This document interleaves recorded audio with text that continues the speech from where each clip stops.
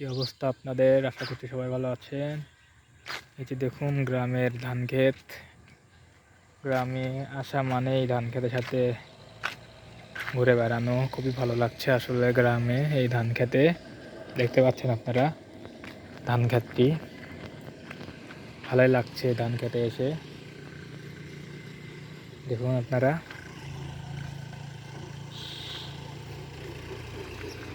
ভালো লাগছে আমারও। দেখুন ধান ক্ষেতটি।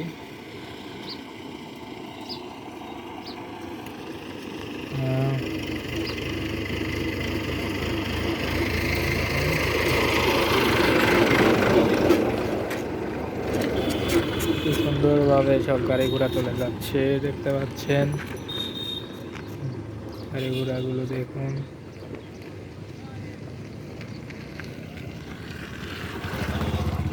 ওকে।